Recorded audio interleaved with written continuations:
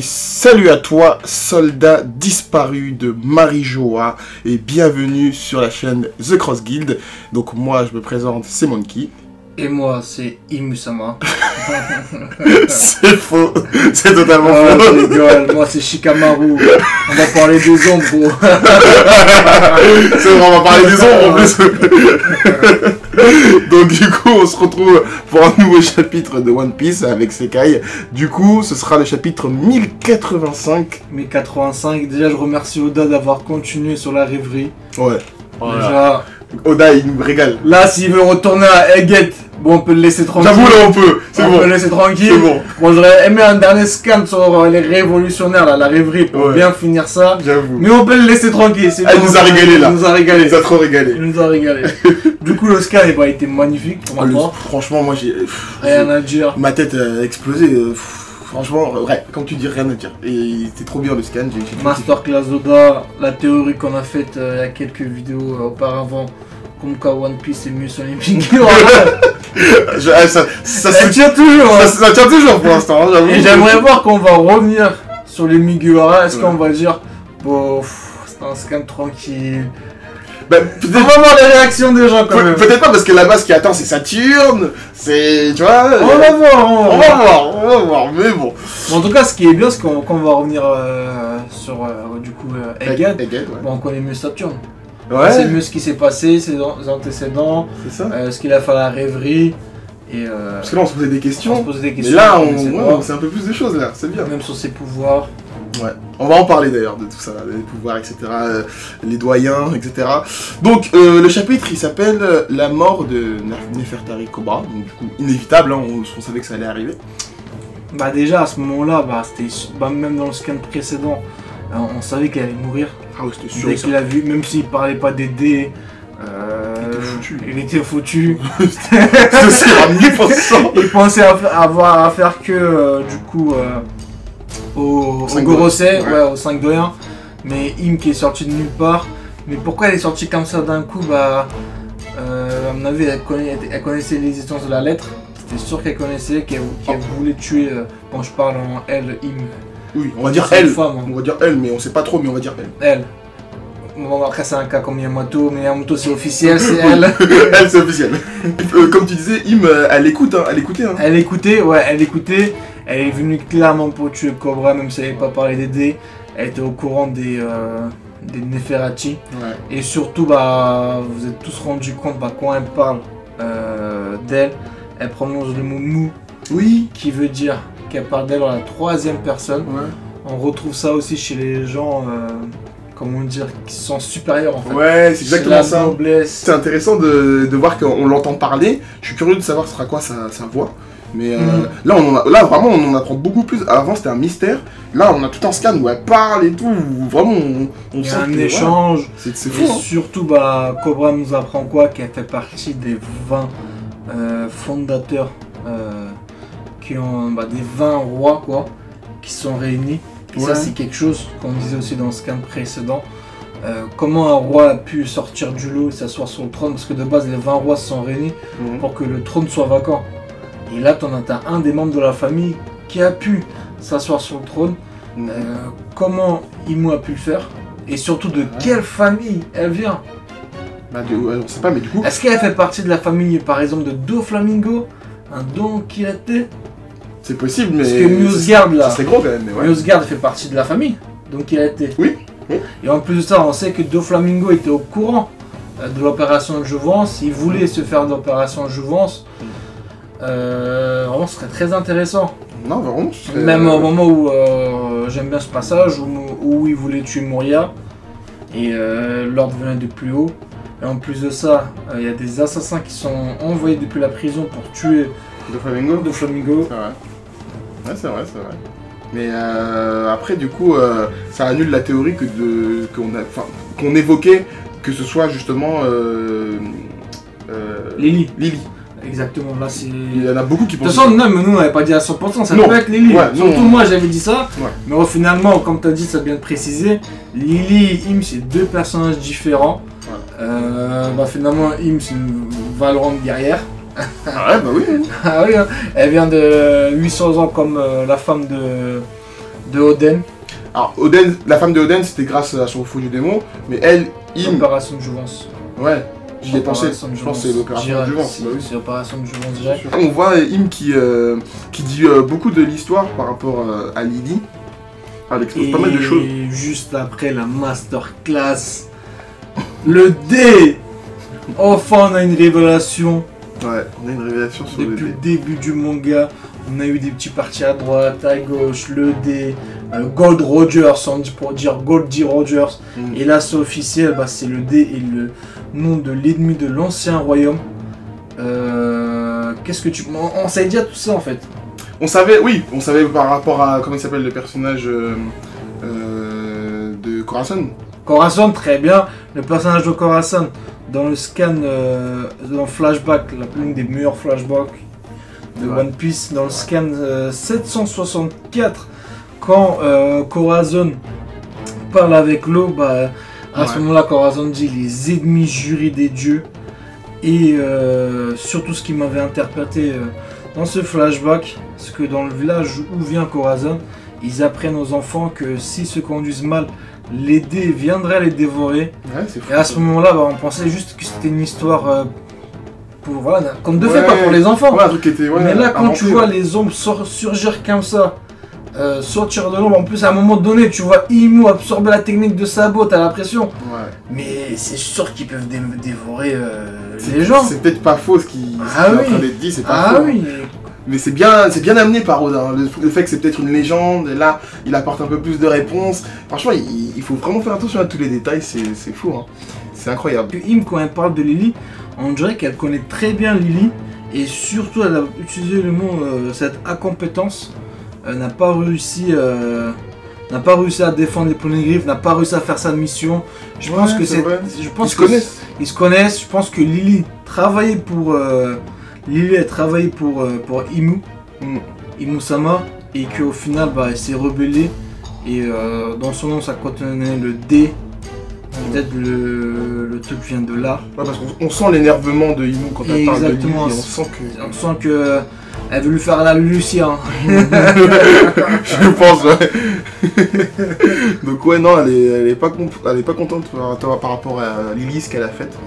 Et du coup, oui, voilà, c'est là qu'on en vient. Et surtout, c'est grâce à Lily que les poneglyphes sont éparpillés à travers le monde. Sinon, Imu, elle aurait eu la main dessus.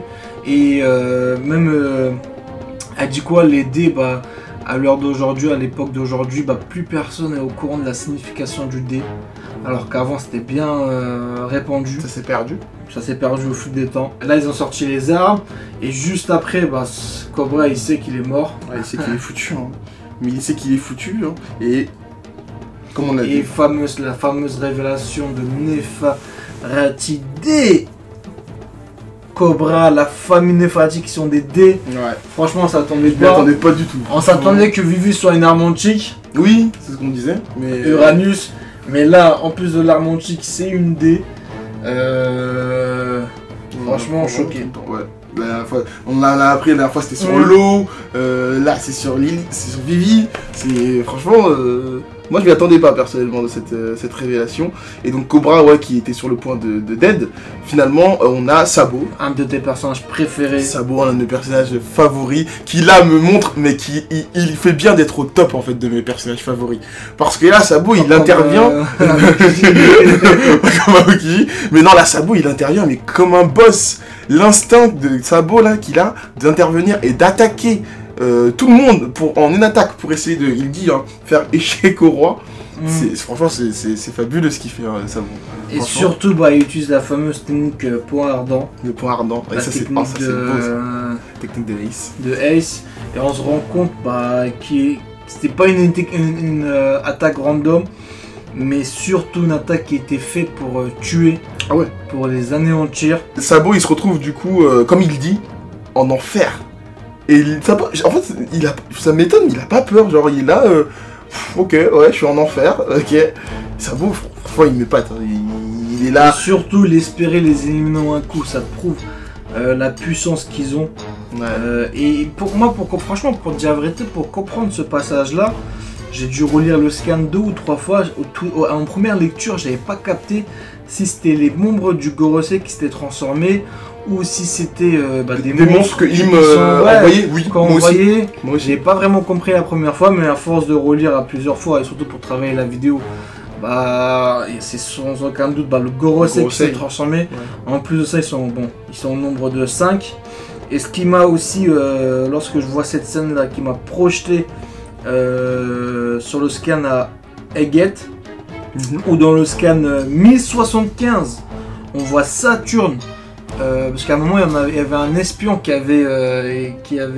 été introduit à Egghead. Il y avait une ombre dans le scan 1075 et nous on pensait que à ce moment là cette ombre c'était juste pour casser le personnage, mais au final non, cette ombre c'est l'un des ombres qu'il y a sur Marie-Joie. C'est une ombre, c'est un fruit du démon, ou c'est un Zoan mythique, ces ombres là, ou c'est un des pouvoirs de Im-sama. Ouais, c'est ça, c'est peut-être. Moi, je préfère un Zoan mythique pour chaque Gorosei que le pouvoir de Im-sama. Pourquoi? Parce que Im-sama, on se rappelle aussi à Lulusia, elle a détruit carrément une île entière. Et en plus, ça, on a vu qu'elle a ressorti de la technique. Elle a vraiment des compétences. Et le Gorosei, j'espère vraiment que c'est tous des Zoan. Du coup mythiques, différents, avec des capacités différentes. Ça expliquerait pourquoi Sabo aussi n'a pas forcément peur. Peut-être parce que justement là ce sont des ombres qu'on voit, mais qu'en réalité Sabo, lui ce qu'il voit, ce sont les vrais Zoan. Et forcément un Zoan c'est pas la première fois qu'il en voit, je pense qu'il en a vu des tonnes. Donc c'est peut-être pour ça aussi qu'il n'est pas forcément surpris de la forme du Gorosei.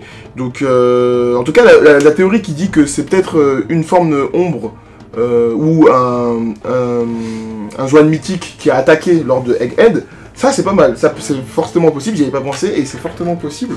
Donc à voir. Surtout Cobra est choqué qu'un monde révolutionnaire vienne l'aider sans brancher. Ouais. Et après direct ça parle de Luffy, qui les a rapprochés. Et ce que j'ai aimé c'est le petit flashback de Sabo, Ace et Luffy. Parce que Sabo aussi il sait qu'il y a un truc qui cloche avec cette famille 2D. Vu que Ace et Luffy partageaient le même nom. Et surtout Sabo apprend. Grâce à Sabo, la mort de Cobra ne sera pas vain. Ouais. Mon gars, même si t'es un dé, que t'es mort sans sourire, tu restes un dé.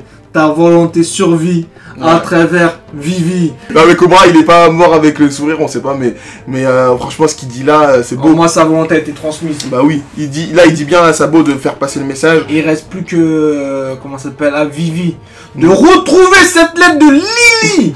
Comme Momonosuke, ça me fait penser à Momonosuke avec le journal d'Oden. Ouais. Et là t'as un lien avec Vivi et le journal de Lily. Nefertiti dit Lily. Peut-être que les Kuzuko aussi sont des dés. On sait pas. Peut-être hein. Peut-être. Pour moi c'est un dé. Mais on verra. Et surtout ce qui m'a aussi intéressé. Et puisque Oden est mort avec le sourire. Il est mort avec le sourire.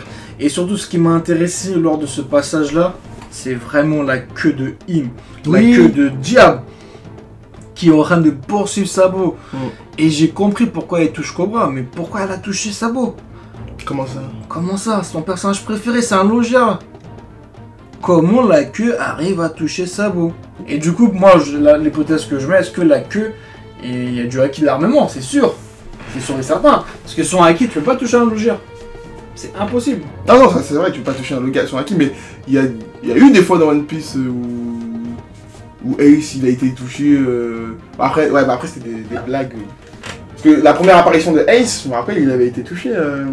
Oui, même quand il fait le bras de fer avec Luffy, il se laisse toucher, mais là en pleine attaque. Oui, en pleine attaque, oui. Ce que tu veux dire, c'est que vu qu'il court et qu'il voit les ennemis, il forcément qu'il a pensé à se mettre en... Ouais, mais s'il se met en Logia, comment il porte Cobra? Cobra, il tombe dans... Très bon indice, Monkey. Non, mais... peut-être je vais trop loin dans l'analyse, je sais pas, mais... Après, le Logia, c'est toujours un peu spécial. Mais sinon, oui, je vois ce que tu veux dire. Normalement, s'il court et qu'il se met en Logia pour éviter un peu tout le monde, peut-être, comment ça se fait que la queue, elle touche Sabo? À vous de nous dire dans les commentaires. Et surtout, après, on voit encore une des ombres ouvrir la bouche. Ce qui revient au scan avec Corazon au 764. Quand ils disent, les enfants vont se faire dévorer par les 10. Et au final, est-ce que c'est vraiment les 10 qui dévorent les gens? pas du tout. Ce sont les soi-disant dieux. Et quand je vois tout ça, ça me fait penser aussi à l'enfer. C'est l'enfer, comme Sabo il a dit. Ouais, on Ils voit. se font manger, ils se font attaquer. Fruit du démon, les démons sont là. Franchement, c'est très intéressant. Et juste après, on a eu des phrases sur des phrases cachées. Des phrases cachées. Je me suis dit, est-ce que c'est une erreur ou pas? Mais au final, non. Moi j'ai compris que la deuxième qui dit faites flotter le drapeau qui annonce l'aube du monde. J'ai compris que ça, mais l'autre j'ai pas compris. Bah moi, ce que je peux te dire, ouais. Franchement, me faites flotter le drapeau qui annoncera l'aube du monde. Mais bon. L'autre j'ai pas compris. Si vous avez compris. Vous nous dites, hein, vous nous dites. Mais juste revenir sur Im. Du coup, elle aurait un fruit du démon? Le fruit du démon du diable ou un truc comme ça? Bah déjà, on l'a vu détruire l'Ulusia. Déjà, pour moi, c'est une arme antique qu'elle a utilisée. Et en plus d'être une arme antique, elle a mangé un fruit du démon.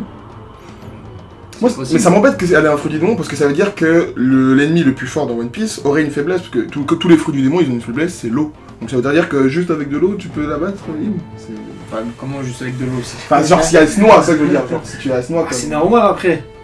Ou peut-être que c'est l'originel fruit du démon et qu'elle peut pas se noyer. Ah, peut-être. C'est une hypothèse. Mais... Peut-être c'est... Ouais, peut-être. Mais pour moi, parce que c'est comme Vivi, si c'est une arme antique, elle peut manger un fruit du démon. Oui. Et elle deviendra encore plus cheatée. Bah, elle l'est déjà, j'ai l'impression. Elle l'est déjà. Ouais. Donc là, le roi Cobra, on arrive au moment où il y passe. Il y passe avant de dire les dernières phrases à Sabo. Et qui on a? On a le fameux Wapol. On a le fameux Wapol qui la voit... plus grande poucave de One Piece. Wapol qui a tout vu. Parce que du coup, il remarque que quelqu'un regarde et c'est Wapol. Donc Wapol, instinct de survie, hein. Instinct de survie. Instinct de survie. Instinct de survie, ça me fait penser à la course de... Dans Naruto, quand ils courent comme des ninjas. On va mettre la petite vidéo dans l'opening. On vous mettra. Il va courir, mais comme jamais. Il s'est transformé en Usain Bolt. Ouais, il a couru. Donc on voit quelques petits passages de la rêverie. On voit que Cobra il est pas là, que Wapol il voit tous que Cobra et Wapol ils sont pas là. Bah, en clair, ils ont fait une rêverie sans Cobra, sans Vivi, sans Wapol. Voilà. Que à la fin de cette rêverie, l'abolition des Shichibukai a été lieu. Ça a été, oui, ça a toujours eu lieu, ça y a pas de souci. Shirahoshi va bien. Shirahoshi va très bien. Où est-ce qu'elle est, je sais pas, mais en tout cas elle va bien. Elle voulait dire au revoir à Vivi, sauf que Vivi, elle a été capturée. Par le... Jabura et Kalifa. Non mais eux, je m'attendais pas du tout. Faut m'expliquer comment ils sont passés de 6.9 à 6.0. Je comprends pas. Franchement, déjà on a vu Robluchi, Kaku, c'était pas Kaku, bon Robluchi ça va, mais Kaku c'était pas trop ça. Et là il y a Jabura, Khalifa, en fait il y a tout le monde. Tout le monde. Ils sont tous là et ils parlent de Vivi comme si c'était un chien, ou comme si enfin, pas comme si c'était un chien. Comme Khalifa a dit elle-même, hein, elle s'est fait capturer, elle va finir le jour de salut comme une chienne. Ouais. Et surtout, lors de leur discussion, ce qui m'a interprété, c'était Fujitora. Oui, Fujitora. Fujitora qui s'est opposé, qui a aidé à délivrer la marine. Ouais. Parce qu'à un moment donné, on se disait, est-ce que Fujitora est vraiment un gentil marine ou pas? Est-ce qu'il a perdu ses idéologies, il a perdu ses principes, il a tout perdu ou pas? Et là, dans ce cas, on trouve que non. Après, j'avais déjà des petits doutes avant. Je me doutais que Fujitora, bien avant, que ce soit sur Dressrosa, quand il s'opposait à Akainu sur certains trucs, qui voulait l'abolition des Shichibukai, etc., etc. J'ai toujours su que, au fond, Fujitora, c'était un amiral qui était un peu nuancé, qui voulait un peu le bien. Oui, mais il faisait rien au final. Oui, mais il faisait rien. Tu le sentais en fait. Ouais, mais il faisait. Là, je suis content de revoir Fujitora du côté des gentils, avoir des marines qui sont gentils. Je crois que c'est le seul amiral qui est gentil d'ailleurs, actuellement. C'est juste qu'il le cache bien. Même Aokiji, on sait pas ce qu'il est devenu, le pauvre. D'ailleurs, ça m'a fait rire, Fujitora, finalement, qui, à cause de ce qu'il a fait, il se bat, et ça a été dit, je crois, il se bat avec Aramaki, et ça a mis Ryukugo en colère, et ils se sont affrontés. N'importe quoi. Donc, au final, les deux amiraux, ils se sont affrontés entre eux. Heureusement, ils sont sur une île, sur un endroit, sur Marijoas, où il y a les dragons célestes. Parce que ça aurait pu se transformer peut-être en Akenu vs Aokiji. J'avoue. Il aurait pu être modifié. Il y a eu une dinguerie qui a été dite par Jabura, c'est que l'incident sur le dragon céleste, que la flotte de Luffy a faite là, Léo et je sais plus comment il s'appelle l'autre. ils ont revendiqué qu'ils appartenaient à l'équipage de Luffy.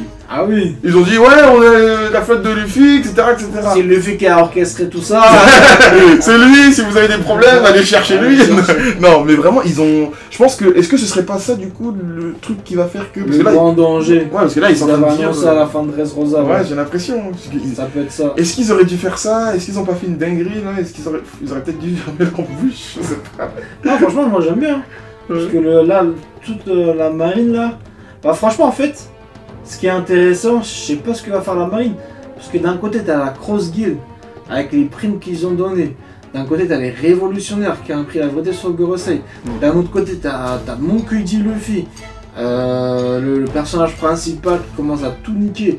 T'as ces trois équipages qui commencent vraiment à rentrer en action. Comment la marine va pouvoir les gérer. Et surtout, ce qui est intéressant, parce qu'à chaque fois on se disait que la marine n'a pas assez de puissance pour pouvoir rivaliser. C'est pour ça qu'ils envoient le Gorosei. Et c'est pour ça aussi que je suis content qu'ils commencent à introduire des personnages. Comme les Sword, il y a quelques scans, bon eux ils sont un peu bas niveau, mais ça paye le café. Et surtout les Chevaliers Divins, voilà. J'espère vraiment qu'ils ont un bon niveau, ou peut-être un d'entre eux qui a au moins le niveau Yonko, j'espère vraiment. Là avec le Gorosei, même Imusama qui est introduit avec une force comme ça. Franchement, je kiffe. Ouais. À un moment donné, je me disais est-ce que Zebek allait revenir ou pas. J'espère qu'il va revenir quand même. Ça fera beaucoup d'antagonistes. Ouais, ça fera beaucoup d'antagonistes avec Barbe Noire, Akainu, Zebek. J'aime bien. Ouais. Et tu sais pourquoi? Parce que déjà, le truc avec les clowns dans One Piece, j'ai pas trop accroché pour vous dire la vérité. On va commencer à tout clowner, si nous sort des clowns de Kaido, de ça, je valide pas. C'est vrai que les clowns c'est bien, mais... T'as les clowns des fruits du démon, t'as les clowns des séraphins, bon ça m'a un peu gavé tout ce qui est clown. J'ai pas trop envie d'avoir le clown de Ace ou un truc comme ça. Ouais voilà, on est contre ça, mais par contre un clown de Zebek Prime, j'achète direct. Parce que Zebek on l'a jamais vu dans l'œuvre. Voilà, c'est pour ça on l'a jamais vu. Il va pas être souillé dans notre mémoire. Alors que si nous ramène un S, et je préfère le laisser mort, ou un barbe blanche, pour qu'on puisse avoir une bonne... On garde l'image de côte. Voilà. Et du coup, juste pour Zebek, j'aimerais bien qu'il revienne parce que c'est la guerre finale. Ouais, bah ouais. C'est la guerre finale, il faut que le niveau soit élevé parce que Barbe Noire, on l'aime bien, mais il a pas ce charisme. Il l'a, mais c'est... comment dire? C'est les rusés. Voilà, c'est ça ce que je veux dire. C'est pas un Madara dans Naruto ou un Aizen. Je vois ce que tu veux dire. Le code dans Bleach. Zebek, il a pas été introduit pour rien. On nous en a pas parlé pour rien. Moi, je pense qu'à un moment donné, on va le voir. Est-ce qu'au final, Zebek est un méchant ou pas? Parce qu'il est parti à God Valley pour attaquer les dragons célestes. Est-ce que vraiment Zebek c'est un méchant? Parce que là, les méchants, c'est vraiment les dragons célestes, le Gorosei, Im-sama qui essaie de supprimer. En tout cas, il est présenté comme ça, en tout cas. Comme un méchant. Il est présenté comme ça par Oda. Mais pour qui? Qui est méchant pour qui? C'est ça le problème. Et c'est ça que j'aime bien. Il y a toujours des nuances de gris. Voilà, des nuances de gris. Et ça, c'est vraiment intéressant. Et j'aimerais aussi revenir sur Shirahoshi un peu. Oui. Est-ce que Shirahoshi n'est pas une dé? Pourquoi? Parce que quand Im est apparu au jardin, elle avait, Barbe Noire. Elle avait Vivi, Luffy, et la seule qui n'est pas une dé, c'est Shirahoshi. C'est vrai. Et elle avait la photo de Shirahoshi. Est-ce que les trois princesses sont des dés? C'est-à-dire Vivi, c'est-à-dire Shirahoshi, et Vivi, Shirahoshi, troisième c'était qui? C'était Wano Kuni, la fille de Oden. Ah, d'accord. Bah écoute, c'est possible. Ça ferait du coup les trois armes antiques. Ouais. Mais bah écoute, on s'interroge là-dessus, on va voir. Hein. Mais en tout cas, pour ce qui est du scan, il se finit avec Wapol, qui... en mode ninja. Qui a foncé tout droit en dévorant les murs, et il a fini par tomber sur Vivi. Et Vivi, très intelligente, qui a profité de cette chance pour s'enfuir avec Wapol. D'ailleurs, il tombe sur la femme de Wapol, qui pense qu'il s'enfuit avec sa maîtresse, c'est très drôle. Mais je suis content, voilà, pour résumer, je suis content. Et Wapol, on sait où ils ont fini. Ils ont fini dans le scan 1074 avec Morgan. Ce qu'on disait un peu en amont dans la vidéo, la plus grande poucave de One Piece. Clairement. Et ce qu'on disait aussi dans quelques scans précédents, dans notre review, où il avait tout balancé à Morgan, que l'identité de Imu sera révélée au grand jour. Ouais, parce que Morgan, imagine, t'as une photo aussi avec des ombres et humes. Oh là là là là, masterclass, dès que la Cross Guild met une prime sur Ilmou. Oh là là là là. Morgan, s'il fait ça, il est mort. Ah, il est mort. Ah, il est foutu. Morgan, j'espère qu'il va rejoindre la Cross Guild aussi. Rejoins la Cross Guild, mon gars, sinon t'es foutu. Non, mais franchement, très très bon scan. Mais surtout, comment Paul et Vivi ils ont pu rencontrer Morgan. Est-ce que c'est Morgan qui les a aidés ou ils se sont tombés Ah, ben. C'est très intéressant de le savoir. Bah aussi. oui, surtout, ouais, j'avoue. Surtout que juste avant, Vivi elle était avec Laurent Lucci. Donc, ouais, non, je pense qu'on va avoir un petit flashback là-dessus pour savoir. Je pense que c'est pas fini. Hein. Peut-être, qui sait, la semaine prochaine, on continue sur la rêverie. Hein. Ah, j'espère. En tout cas, non, c'est un bon chapitre, franchement. Respect à Sabo, RIP Cobra. Et voilà. Voilà. Et n'oubliez pas que le One Piece